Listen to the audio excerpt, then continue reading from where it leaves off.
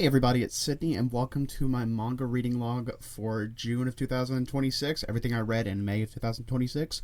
Starting off with 7 Seas, we've got Wolf's Daughter, A Werewolf's Tale, Volume 3 by Yukiko Dama.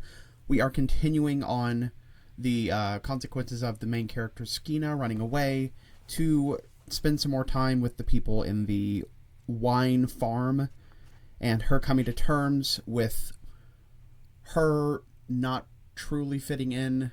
So we're spending a lot of time this volume, sometime discussing the fact that she ran away from home, and sometime with the White Wolf here, because she actually does end up meeting up with him and spending some more time with him.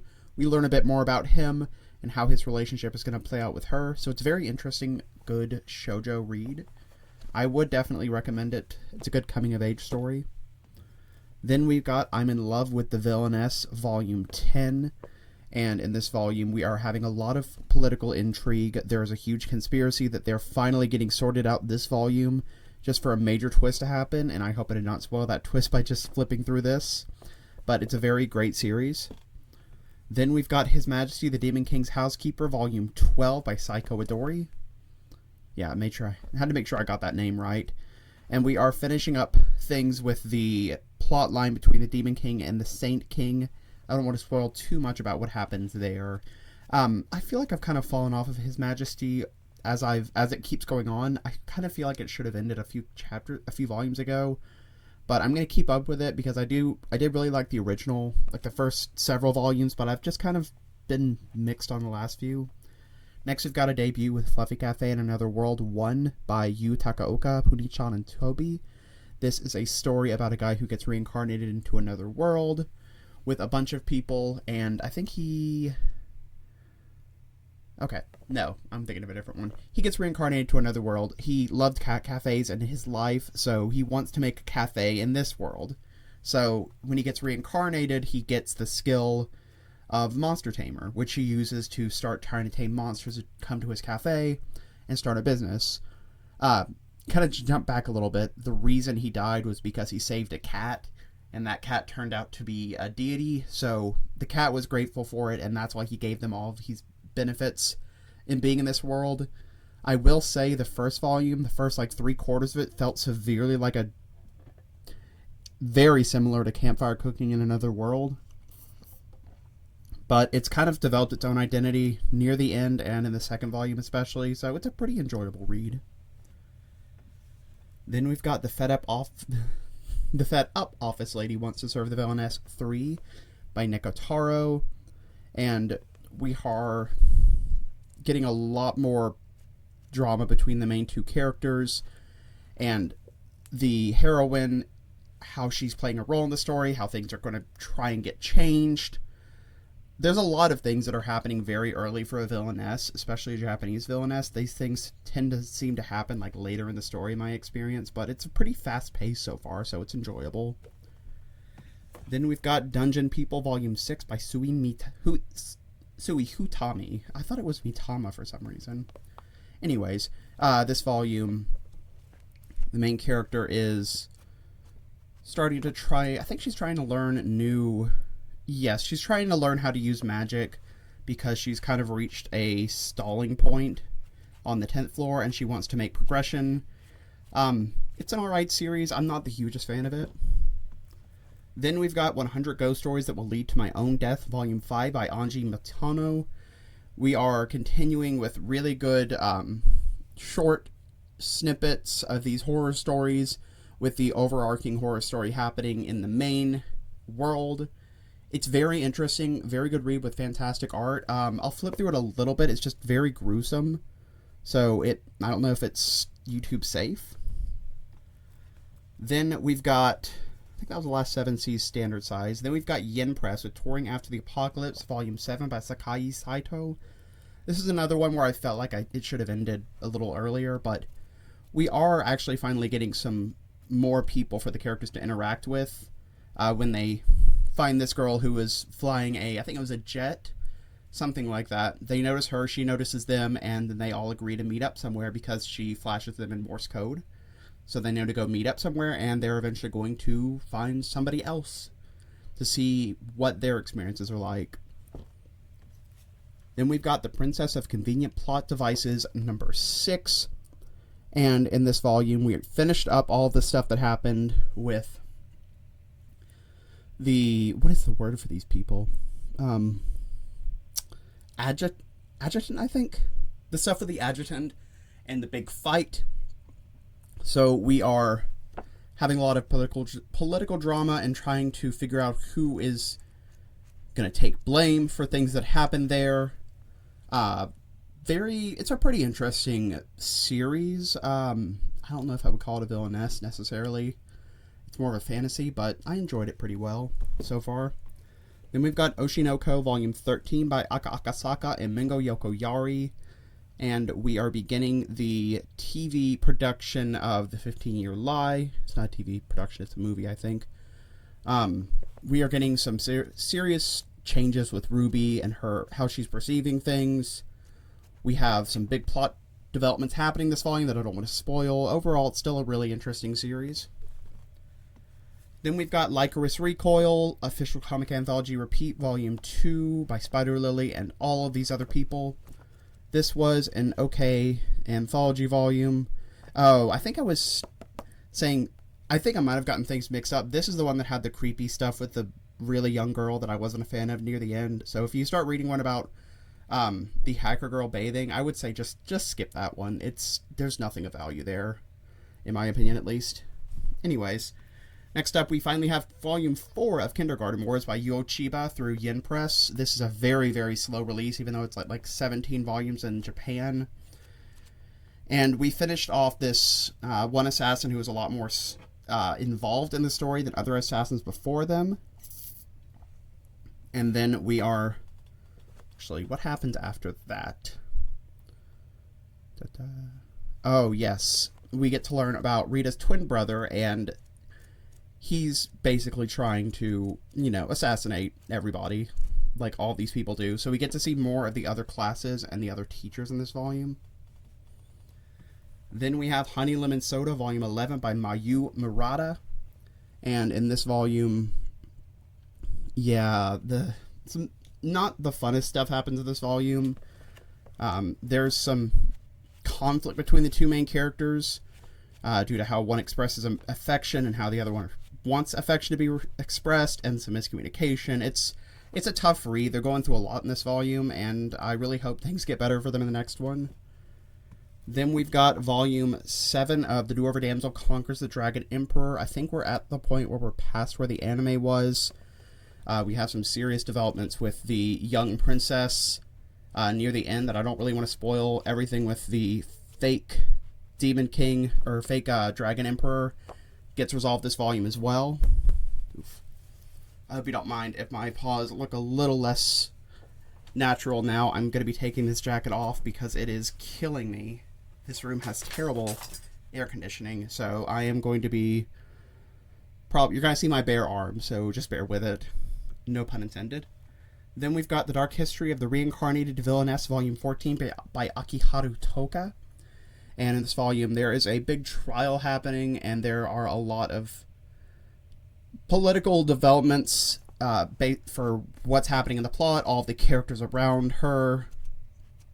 It's pretty enjoyable. I started disliking it, then I started kind of liking it, then I'm just kind of in the middle about it now. Then we've got Shoha Shoten Volume 10, which is starting our Shonen Jump. We are finally getting to see the main character's performance, and I think one other performance, and then the next volume we have next volume we have the final set performance in this comedy festival. And we're going to find out the results of who actually won, if the main characters did win this time, or if it was somebody else. Then we've got Volume 7 of Kagurabachi. We are focusing a lot on the Swordmasters still. Are they called Sword? What are they called? I say Swordmaster. They're not Swordmasters. There's something else. I don't know what they're called.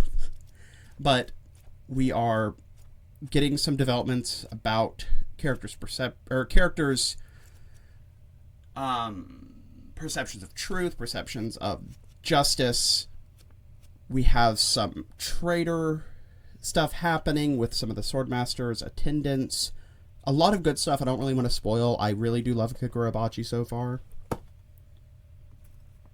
Next up, we've got Dark Gathering, Volume 18 by Kenichi Kondo. The first bit of this volume is focusing on the main girl's backstory on how she started learning to use her supernatural powers. And then we are starting to actually get to see a lot more mediums and what they're going to be doing in the story going forward, which is kind of going to probably kick off the next arc. Pretty good, pretty interesting. Then we've got Boruto 2 Blue Vortex Volume 5 by Masashi Kishimoto by Mikio Ikemoto. We are trying to take down some of the divine trees this volume. We're having some of the children go off in teams to essentially capture and then destroy some of the divine trees so that their victims can be freed from their tree state. So pretty good progression happening in this volume. Then we've got we are at volume 20 for Blue Box by Koji Miura. Probably one of my favorite romance in Shonen Jump. We have a lot of issues happening with Shinatsu and her father because, spoilers, she ended up not winning the championship due to a major injury.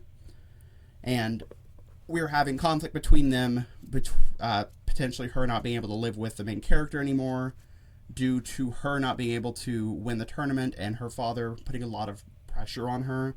It's a really good romance sports series. I definitely recommend anybody interested in either of those genres to check out. It's not fan servicey at all, which is a nice change of pace for romance in a shonen magazine. Then we've got Akane Banashi Volume 16 by Yuki Suinaga and Takamasa Moe. And in this volume, there is a one-shot at the end, isn't there? I forgot about that. We have a lot of the backstory of, you can see because of the black pages. We have a lot of the backstory of these two major leaders in the Arakawa school. I don't remember. It's Shinta Arakawa and no. Isho and Shiguma, that's their names. I don't remember their exact roles in the Rakugo world. I know that one of them's higher up than the other, but specific hard details like that are difficult for me to really remember. Anyways, really interesting backstory. We get to learn more about why they act the way they do.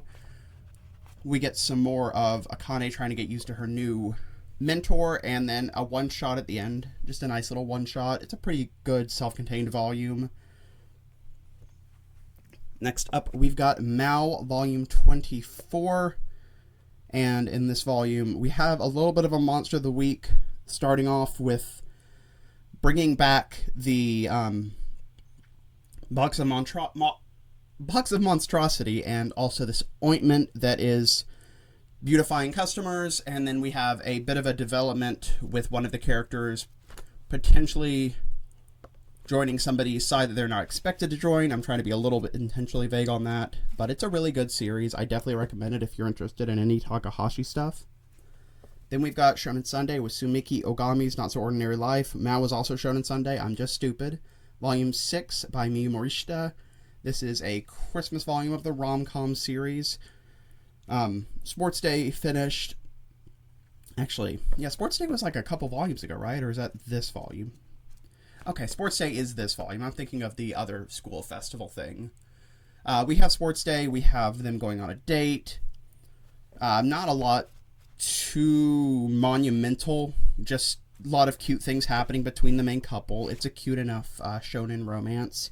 I'm definitely very drawn in by the unique monster designs and just the cutesy nature of just innocent kids having an innocent romance. Then we've got Yaiba Samurai Legend Volume 4 by Gosho Aoyama.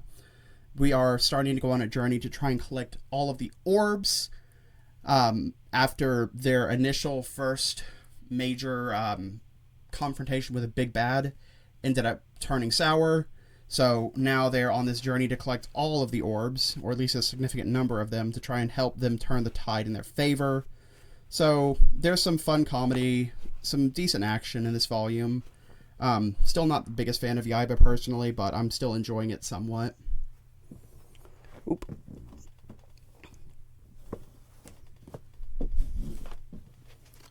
Lastly, for Shonen Jump, Shoujo Beat, that sort of stuff, for Viz, I should say, we have Colette Decides to Die, Volume 7. And in this volume, they are finally, we're 7 volumes in, finally starting to get together. So we are getting a lot of focus on their relationship, how it's affecting everybody around them, and of course, some stuff about the other gods and goddesses in the world. It is a very cute, very good Greek mythological romance series.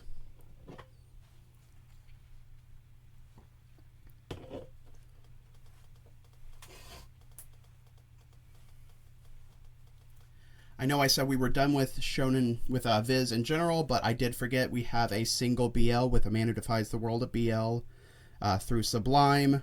This is Volume 4 by Konkisi. And we are continuing the usual antics of this volume. You're just seeing more and more couples popping up. We have some people that are like a little more observant of him being this character that is not really into anybody and is purposefully avoiding everything. We have somebody who kind of like is playing off of that because he is a BL author himself. So that adds an interesting layer to it, but I'm still not too keen on how it's just kind of more of the same each volume, personally. Let's see. Next up, I will do a two-shot because we had 2 volumes of Senpai's no Tokonoko that I read this month, Volume 5 and Volume 6 by Palm. This shit's depressing. I love this series. It's just a hard read. It's very, very raw emotionally. A lot of just kids figuring out their sexuality and figuring out who they are, and it's really just a tough time. We have some serious developments about the relationship between the main male lead and the main character. I guess the Tokonoko and the male lead, and some developments on the female lead's relationship with her father. Very good webcomic series. It's only 10 volumes, and if you are curious and don't want to read it, there's an anime for it. It is a great series, in my opinion. We're going to pivot to something that everybody does not think is a great series, which is Volume 36 of Rented Girlfriend by Reiji Miyajima. We are getting so close to having some sort of confession happening. It almost happens. It doesn't happen.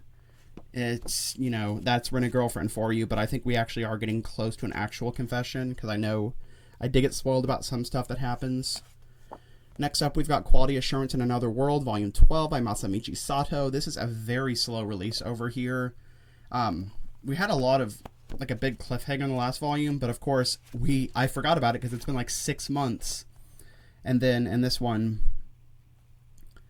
I actually don't remember too well.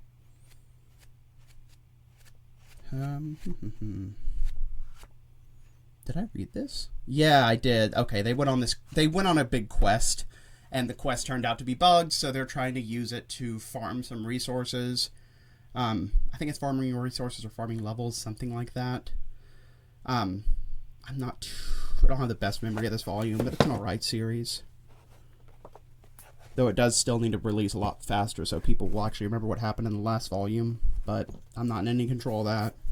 Then we've got Puppets that Subtract, Volume 4, and in this one, we are maybe potentially getting to the start of their relationship, maybe, but we also have more of them meeting with the photographer duo, and the photographer and his dog, and the inn owner and her dog.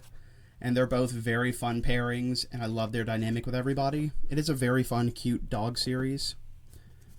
Then we've got another twofer with Kodansha, where I read Nina the Starry Bride 14 and 15. And in these two, we are starting with Nina seeing Azure, and then is trying to set off on a journey to develop her star power so she can try and save Golgotha. And in this volume, she's actually going to this part of the world that they know has people with the star power, the star people. And we get to see some people like that, and a new land, and new characters and everything, new conflicts, the usual. Very fun read, very interesting. Then we've got a debut volume by Yoko Nagiri called Love Out on a Limb. This is Volume 1. It is a series about a girl who has been separated from her brother due to living apart from him, and ended up moving back in with him and his mother. And she ended up realizing she has feelings for him, and a lot of this volume is going through the conflict of knowing that those feelings are unnatural and she shouldn't have them, and she's trying to work through it. And to do that, she does end up going out with her childhood best friend so that she can kind of help resolve these feelings naturally, so she doesn't end up acting on things with her brother. And I'm going to give a plot spoiler here because it's something I'm really not happy with. At the end of the volume, they revealed that they didn't learn it yet, but the parents revealed that these two are not actually siblings, which either means, like, one, they're going to end up together, or two, it's still kind of just like, where's the exploration of these, like, thoughts that she shouldn't be having and trying to work through them if it's just step siblings? It kind of ruins it a little bit for me personally. I don't want them to be together if they're siblings, but I really am interested in seeing, like, her working through those thoughts, because that's something that some people have had thoughts about, but it's not something they would act on or something they should act on. It's just part of growing up. And that would have been an interesting way to see that being written about, but it's not my story to tell, so regardless. Next we have Kowloon Generic Romance, Volumes 11 by Jun Miyazuki. I think 12 is the last one. I don't want to flip through this too much, just show some of the artwork. We finally find out in full what caused Kowloon to appear and what Kowloon is. It is a very interesting mystery series. I definitely recommend it. Then we've got one of my favorite ongoing shoujo with In the Clear Moonlit Dusk, Volume 9. And this one I read a little earlier in the month. So, okay. She gets to learn more about her boyfriend's family in this volume. We get to see a little bit more of him being vulnerable. It's funny, like, I love the hell out of this series. I just did not remember what happened in these volumes because it's usually, like, so far out. And romance series, I don't typically remember a lot of the details on. But it's still a great series. Then we've got Gazing at the Star Next Door, Volume 8 by Amitsu. And now that they are in a long-distance relationship, they are kind of having these struggles that tend to happen with these long-distance relationships, especially when you're young, where there's jealousy that brews, there are miscommunications so much harder to deal with, so there's jealousy on both sides with different situations.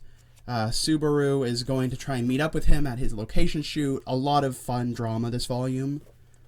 Then we've got Ashita no Joe, Volume 5, and this is focusing a lot on Joe's depression and trying to find himself after not really being able to get through fights very well. Actually, I think that was last volume. This volume is, no. I think that's his Volume 2 a little bit. Joe is finally fighting against this, I don't remember what nationality he is. Carlos Rivera. I don't remember what nationality he is. I think Brazilian, but I'm not entirely sure. He's kind of the catalyst to get Joe really back into the ring and get Joe truly motivated to fight. It's a fantastic series. It's a bit slow at the start, but it is definitely worth reading, and we are only a few volumes away from it being over, and the ending is definitely the most well-known part about it. Alright, now we're moving on to the oversized vises with Nana 25th Anniversary Volume 4 by Ayazawa. And in this volume, we are having a lot of the romantic issues happening with Nana's coupling and the other main character Nana's coupling, the shy Nana. Or not the shy Nana, the bubbly Nana. We are having a lot of issues with affairs, mixed up feelings, really good drama these last few volumes, and I'm really enjoying the series. And also, spoilers, there is a pregnancy scare, so that's some good drama.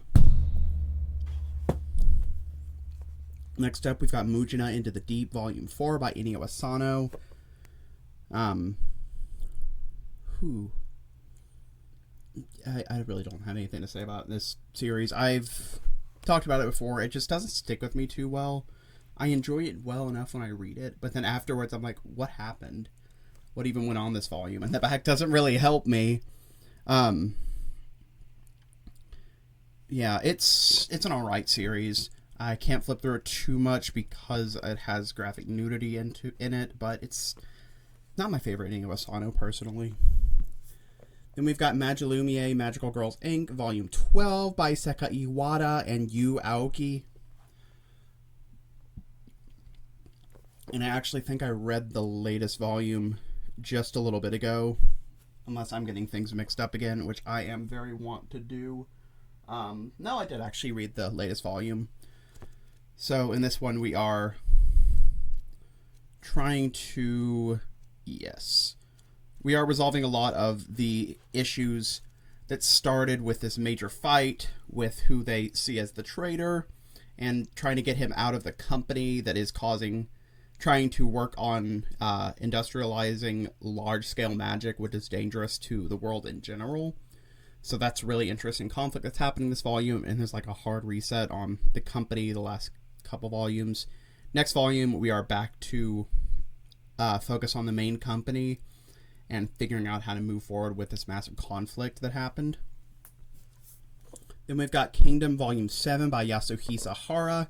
I will say it's hard to differentiate too much with what happens between these volumes. They come out so quickly, and it's a good thing.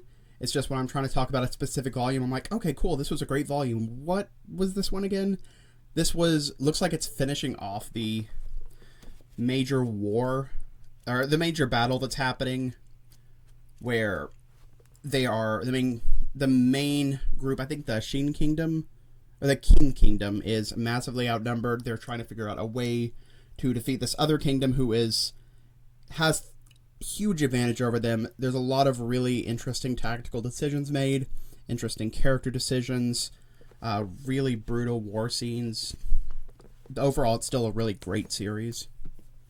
Then we've got Hideyasumi Volume 9 by Keigo Shinzo. And in this volume, Natsume falls off a roof. And because of that, she has a lot of things in her life she's trying to take more seriously and trying to reflect on. She wants to be a better person and be better at her work. We also get some growth with her and her friend over them trying to start a mangazine together. It's very cute, still a great slice of life. Then we've got Cosmos Volume 5 by Ryuhei Tamura. We are finishing things up with this initial part of the Pied Piper plot. And from there we are learning about some more things that might be related to the Pied Piper that would lead to bigger stakes in what's happening. I believe that there was like a trail after the Pied Piper was finished off. But a lot of the volumes dedicated to the fight with the Pied Piper, and then learning more about some of these other characters and their backstories a little bit. It's a really great series. I hope we get more of Tamura's works over here eventually, but I can never know for sure. Then we've got Chojin X Volume 12 by Ryu Ishida, I think? Yeah. Wait, Ryu? Sui. I'm sorry. Obviously the creator of Tokyo Ghoul. We are finishing things up with Queen and this massive tower fight and tower plot after we confront the main character the main leader of Queen. What is her name? Their name. I don't remember. It is the woman with the woman that is a large hand. I don't want to spoil what happens at the end of it because it's a very pivotal moment, but it's pretty interesting. I enjoyed the tower section overall, even if I don't remember too many of the details of the fights. Then we have a rare occurrence. I read a non-picture book from Japan, which was JoJo's Bizarre Adventure Purple Smoke Distortion, also known as Purple Haze Feedback, written by Kohei Kadono. This is focusing on Fugo after, spoilers for the end of Golden Wind. The organization is taken over by Giorno, and they are trying to essentially root out anybody who would have conflicts with Giorno, and trying to basically take out any sources of instability, and also people who were peddling drugs in the previous administration. So, Fugo is being tested. He has to work with a group of people to try and hunt down the rest of these. I don't remember specifically what they are. I think they were the drug creation and distribution group. So there's a lot of fights with that group this volume. Interestingly enough, most of that group's names weren't not localized to anything new. They were kept as the original Jimi Hendrix songs names, so that's really cool. I'm glad that they were able to do that for once, because it's always these weird localization changes that kind of defeats the purpose of it being an artist name or a song name or a band name. Speaking of JoJo, we've got JoJo's Bizarre Adventure Part 7 Steel Ball Run, Volume 7 by Hirohiko Araki. I think Volume 12 is the last one for this series. And this volume focuses... Actually, is this the one I'm thinking of where it starts off with... Yeah, okay. This volume focuses on Lucy trying to get back some of these corpse parts by seducing the president's wife. And then we're getting a focus afterwards on Giorno. That's the wrong series. Johnny and Gyro fighting these somebody with a stand and somebody who does not have a stand, I believe. It's a very steel ball heavy fight, and the fight with that ends up happening with Lucy is the one with, I'm gonna just say, balloon animals made of steel. Overall, this is probably my least favorite volume of the series, or of this part. I mean, I think the stuff with the Lucy subplot was kind of weakly written, and the fight that happened with the I liked that the lore of the other steel ball user that they end up facing, but the fight was just kind of bland to me personally. But everybody has their own opinions. It's still a good series. Next up, we have a single Dark Horse with Cat Crazy Volume 3 by Wataru Nadatani. We are... Okay. They start a cat club in this volume that he's trying to basically help. Oh yeah, a lot of this volume focus on him trying to help a kid find her cat after he's trying to get closer with his own cat because his own cat has weird opinions about him. Very weird series from Nadatani. It's still cute and enjoyable. It's just very different from Cat Gamer. Then we've got Only My Psycho by Wakaru Kikoyasu. This is a Kuma release, a one volume of a couple of hitmen who end up having to work together. And the big plot twist is, well, obviously they end up having sex. It's a Kuma, so it's BL. One of them is into dead bodies, but not fully going all the way with dead bodies. Just looking at them gets him excited. It's raunchy, and it's dark, and it's comedic. It's a really fun read. I do wish sometimes it went a little bit further with the premise, but that's just my opinion. But it was a good one-shot. Then we've got Tear Moon Empire Volume 8. This is by Mizu Morino, Nozomu Mochisuke, and Gilsei. And this is through J Novel Heart.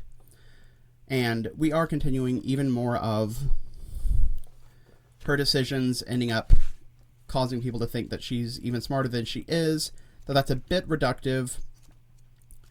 I don't remember too many of the specific details about this volume, unfortunately, but I will say I do really enjoy all of Tear Moon Empire so far. Then we've got Campfire Cooking in Another World with My Absurd Skill Volume 5, and this is by Akagishi K, Redeguchi, and Masa. And in this volume we are focusing on... he starts getting the other goddesses interested in his... Maybe that doesn't happen till the end. I don't know. Yeah, that's not what happens this volume. What does happen this volume? Yeah, because, like, the goddesses are on the front, but I don't know. They do have some involvement in this volume, but essentially all the other goddesses are vying for his food, so he ends up getting minor blessings from all these goddesses and distributes them amongst his party as well. And he is continuing to just be insane, overpowered, and, well, not overpowered, he's starting to get overpowered, and he's also starting to just make deals with the mayor to try and sell, not the mayor, the owner of a shop trying to sell these hair care products, because that's another way he can make money, because he definitely did not need more ways to make money. I'm kind of underselling it. It's a really interesting, good series in my opinion. Then we've got A Single Titan with Sonda, Volume 3 by Paru Itagaki. I hate that this is such a slow release, but in this volume we are focusing on the headmaster and a fight that's happening with the headmaster and Santa, where we're involving the girl who ended up showing up because she ended up growing up, and he's trying to discipline her. I think he's trying to kill her or get her expelled or something like that. We have that big fight at the beginning, and then from there we learn about another force in the school that is going to be pivotal to helping Santa develop his powers and learn about his age and things about his potential he has with transforming to Santa. It's a very interesting series, but it's unfortunately stifled by a very slow release. Then we've got Volume 4 of the Otaku Love Connection by Chu Amahiro. Still kind of on this series, but this volume had a lot of cuteness with the Comiket meet-up, where one of them's trying to vend at Comiket, and then everybody's trying to... Oh, no, that's another series. This is just everybody cosplaying at Comiket, and cuteness coming from that. Them going to the beach, cuteness coming from that. Not really a deep series, but it's still a cute read regardless. And then we've got finally another volume of My Love Story with Yamada-kun at level 999 by Mashiro. This is volume 6. It's through Inklore. We have issues coming up from an abusive relationship, and the main girl, whose name is Akane. And Akane trying to kind of insert herself into helping this new friend, but of course that does not end up working too well. So there's a lot of interpersonal issues happening in this volume that they all have to kind of sort out for her to have this relationship with her friend work out properly. It's a really good series, good rom-com. Then we've got Reincarnated in a Mafia Dating Sim, a Yakuza Heiress becomes the top-ranked villain's romantic target, Volume 4 by Sora Goto and Toko Amekawa. And in this one we have a lot of the first part of the volume dedicated to meeting up, discussing an alliance between families to try and figure out who is behind the events at the party. And of course the main character kind of realizing some more of her feelings for the main villain, and some more political intrigue going on. Then we've got The Princess and the Villainess's Way, Volume 6. This one, oh yeah, that's right. We have, I say this with all these because all these have so much political intrigue that just pop up.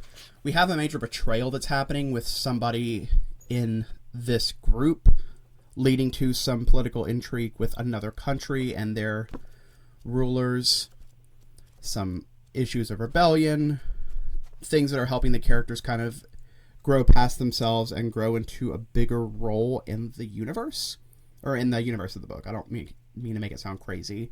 It's an alright villainess series. Not my favorite, but it's decent. Then we've got If My Favorite Pop Idol Made to the Budokan, I Would Die, Volume 11 through Tokyo Pop. And we are really... mine is really struggling with being closer to the spotlight than she was before. And all of the group is kind of a little bit unsure after the departure of their previous lead. And now they're kind of trying to form their own identity. But we are still continuing with the cuteness between Aripio and Mina. We have one volume left, so I don't know how things are going to resolve from here, but it's still a very cute series. Then we've got Go-Go Loser Ranger Volume 17 by Negi Haruba. We are finishing up the television scripted/not scripted fight and dealing with the aftermath of that. With some more revelations about the monsters and the rangers. It's an alright read. I fell off of Loser Ranger a little bit near the middle, and it hasn't really regained my happiness too well. I'm not a huge fan of it. Then we've got Ira Mafia Edition, Welcome to Demon School, Iruma-kun Volume 4 by Hiroja and by Osamu Nishi. And this one's focusing on the characters trying to save one of Clara's siblings from this black market, and some betrayals that are happening that are unexpected and causing lots of strife, which is very sad, especially if you are a fan of Iruma.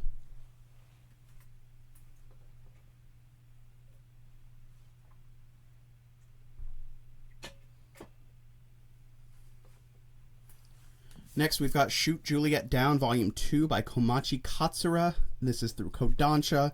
Really good dramatic series about two host club members and their struggles with their lives and how they became the way they are, how closed off they both are, And I may have to just censor that. I'll have to. Shouldn't have been flipping through it. This is a mature rated series. We'll see how things end up going, but I really enjoy this series. It's got good drama between the characters. Like I said, this volume's a lot on backstories and learning about how they really feel about each other. But fantastic series in my opinion so far. Then we've got the final volume of The Princess I Left in My Past Life Is Now a Middle-Aged Dad, Volume 3 by Wasa Sagiri. We are finishing up the plot in this volume. We are coming to a resolution with their emotions for each other and how their relationship is going to end up. I don't want to spoil it. It's a 3-volume long series. If you're interested, definitely check it out. I am running out of room to put things.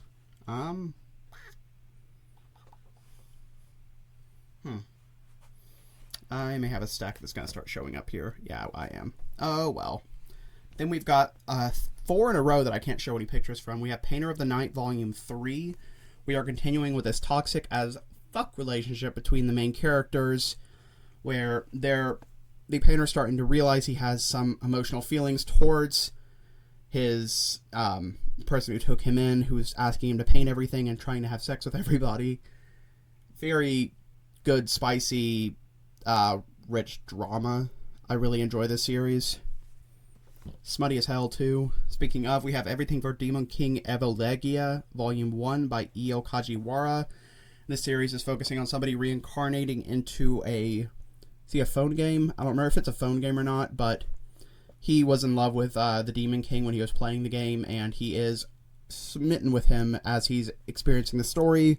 The only weird thing is that the Demon King looks a little young, so it's a little on the edge of a little too young for it to be comfortable, but it's good smut and good character and a fun story so far. Then we've got Dear Sister, I Become a Blessed Maiden, Volume 1 by Yuiko. This is fantastic smut with a guy who gets reincarnated into another world because he's trying to prevent his sister from being reincarnated, and he is reincarnated into this world because this mage requires a outlet for sexual pleasure. Basically, anytime he ejaculates, the mage gets power, so he is basically just at the mage's whim of becoming a source of magic. It's not rapey like it sounds. It is a little bit at first, but it gets a lot better. Their relationship's a little bit toxic, but it's still very fun. Overall, it's just like a really fun read.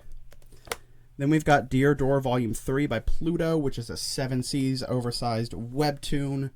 And we are finishing things up with the main demons, Shard, and all of the characters rapping together in their conspiracy against the demon. I don't remember his name. It would probably help to remember his name. Cain. Yes, Demon King Cain. So wrapping up a lot of things this volume. Not entirely sure where the series is going to go from here, but it's still a really fun read, even if I get a bit confused reading it sometimes. Next up, we've got Volume 4 of Takahashi from the Bike Shop by Arare Matsumishi, and in this volume, we are having some conflict between the main characters based on the idea of living together and the idea of advancing their relationship. I thought they also... Yeah, she's helping. I think he's helping her move stuff from her parents' house, and she gets to meet one of his friends who's an otaku, who's like very different from him. Overall, it's a really good series. I love it so much. I'd recommend it to anybody. It's just not a lot of detail I remember too well. And then we've got Kill the Villainess, Volume 6 by Heigi, the original story by Your April, and this is an Eyes Press.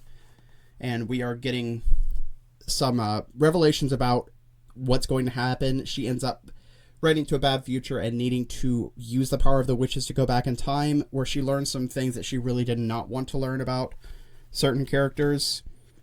I'm just going to flip through a little bit. So a lot of things are happening, and things are really getting to a boiling point for the story, so it's definitely going to be ending soon here.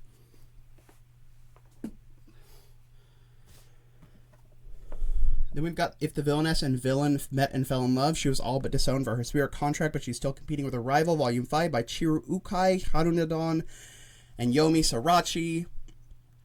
And in this volume, she is kind of running into issues with discovering she has a new spirit, and also her relationship with the prince, and just learning more about herself and how she feels about everything. It's an interesting read. I really like the implementation of the magic system in this series and how it has to do with these contracted spirits.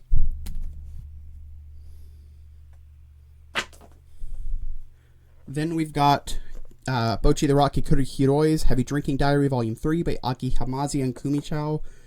This is a bit more of a heartfelt one, it feels like. It feels less like making fun of the girl being drunk all the time, and it feels like more exploring why she drinks a lot, and some hijinks with it, and her relationships with everybody. I like this a lot more than the previous volumes, personally. Next volume is Bochi the Rock Comic Anthology Volume 3. Not much to say about this. It's a comic anthology. I thought it was alright. Some cute comics here and there. There's too many comic anthologies for me to remember which ones I liked and which ones I didn't like. But if you like Bochi, then probably check this out. Next, we've got Beware the Villainess, Volume 7 by Blue Kana, Berry, and Soda Ice. And in this volume, they are confronting the previous head of the werewolf village. And we are also getting very close to the end of the series, it seems. Melissa's trying to stop this, trying to play a part in this major battle that's happening way earlier than it should be happening, and the heroine acting differently than she's supposed to be than she's supposed to be. So there's definitely issues they're running into that they're solving. So this is also, like Kill the Villainess, probably going to be over in a volume or two. Next, we've got a debut volume with A Starlit Darkness by Yu Toyota. This is Square Enix. It's Volume 1. It is a series in the earliest 20th century in Japan about a writer who is basically suicidal because he's not able to really formulate his ideas, not able to come up with anything. He ends up finding this group of writers and eventually finds inspiration from them. We learn about what his initial source of inspiration was and explore that. It is a very interesting series. I really enjoyed this. It's also by the creator of Cherry Magic. And like Cherry Magic, it says parental advisory, explicit content, when there's literally nothing explicit in this. Like, I don't think it even talks about intercourse. And there's not, like, super violence, so I don't know why that's here. Same thing for Cherry Magic. Even though that has intercourse sometimes, but it's very, like, safe for work version of it. And this is Volume 15 of Cherry Magic, 30 Years of Virginity Can Make You a Wizard by Yu Toyota.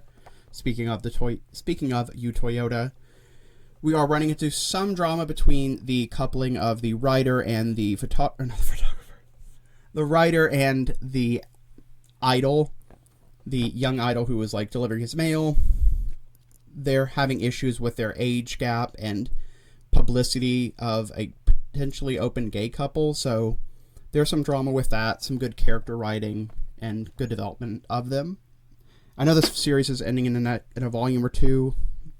I don't remember exactly how many, but it's still a good series. Then we finally got Volume 4 of Centaurs by Ryo Sumiyoshi, and because it's been so long, I was so confused about things that were happening in it. But essentially, Gonta had come down from the mountain to live in the village for a while and learn more about who he was.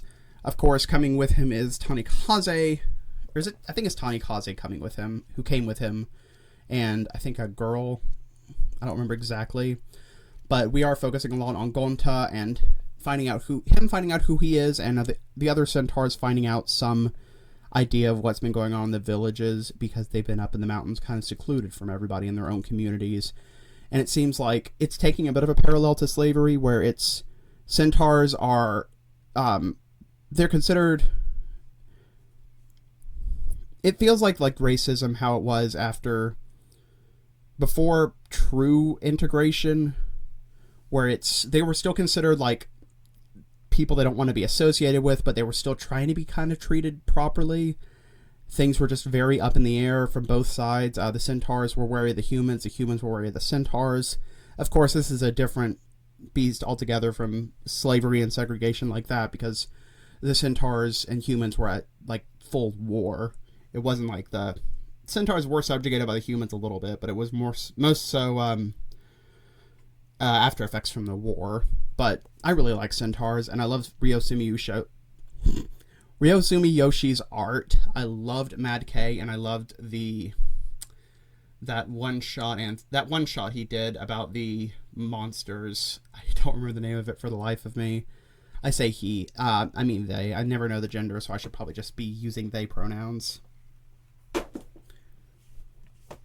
Next up, we've got Wet Sand Volume 3 by Doyak, continuing the toxic gangster action with the main Yakuza not knowing how to leave the relationship he's in, and the main male lead, who's not a Yakuza, struggling because of it. We learn more about the main Yakuza's history with the Yakuza, and... Is it Yakuza? I'm trying to make sure I'm not getting things mixed up. It might be the Korean gangs, but it's really interesting. I love the art, and I love the smut. Characters are good. It's older men, and I really like that. Not flipping through it because it's NSFW. I will note I'm getting the UK version because the US version has like a gritty cover that feels unnatural to me. Like, I don't like the way it feels, so I had to spend more to get the UK version. But I really like this series, so it feels like it's worth it to me. Now we're into the big boy releases with Sunken Rock Volume 1 by Boichi. This is focusing on a guy who leaves Japan because he's chasing after this girl he fell in love with who moved to Korea to become a cop. He falls upon hard times when he moves to Korea and isn't really able to become a police officer. I think he gets disenfranchised with it as well, but because he's like a delinquent gangster sort of type, he ends up falling in with this group of gangsters and working to form this, I say gangster, it's the Korean version of gangsters. I don't know what they're called. I don't remember fully.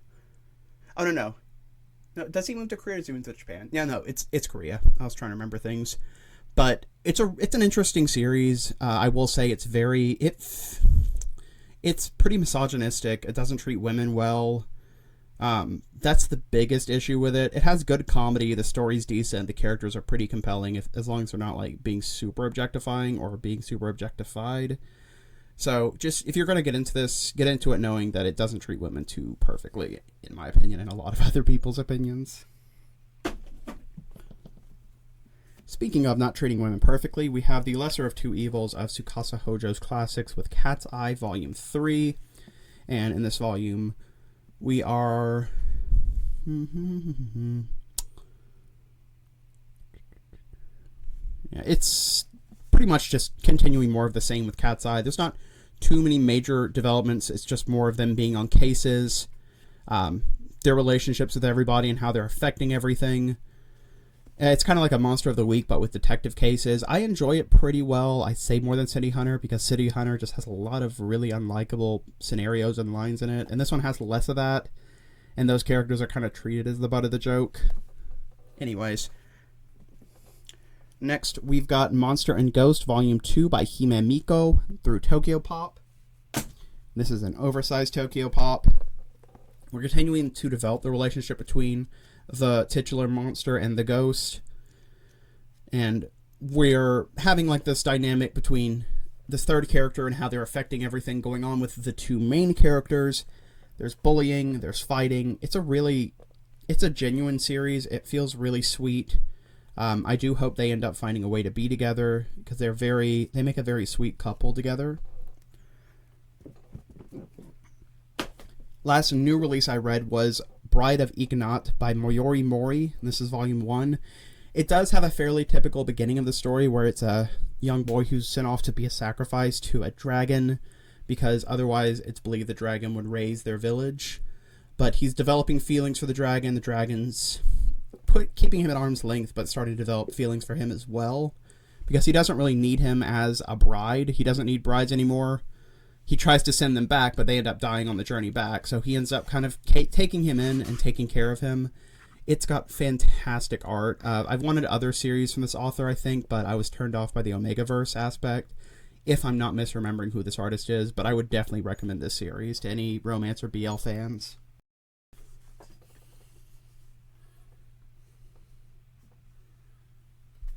Next up, I read 3 volumes of Imakoi, Now I'm in Love by Yu Kohata. This is a series about a girl who is just taking a chance on this guy she develops a crush on because she didn't follow through with her crush when she was younger and regrets it deeply. So she wants to try and take a chance and form a relationship with somebody that she feels genuinely for. It's very cute. They're both very nice, good people. I had an issue at the beginning with the main guy feeling a little too clean, like nothing genuinely wrong with his character in the relationship, but they kind of develop some flaws as they go along. So I think overall, so far, it's a really good shoujo romance.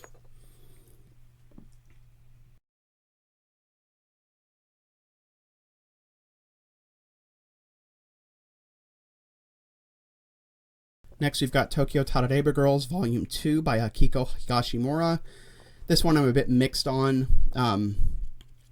just because sometimes it's a very genuine reflection of women in their 30s trying to struggle with finding their careers and trying to prioritize finding somebody to live with and spend their time with, and it sometimes feels like it's just antagonizing those women in that demographic heavily. So I really flip-flop on my opinion on this series. It's gotten a little better as it's gone along, but I straight up skipped the end segments where they interviewed like little talking food, and the talking food's giving its opinion on women, because that just feels terribly black-hearted. But I'm mixed on it so far, personally.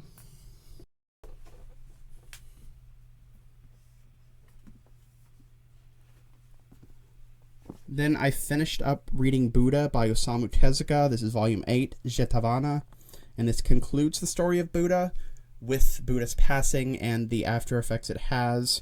Overall, I think Buddha was a really interesting read. I liked a lot of how it portrayed this story that I've never heard of. I've never really experienced before. I don't know how accurate it is to the original story, the original lore, but overall, I think it was a great adaptation by Tezuka, just going off of not having knowledge of the original.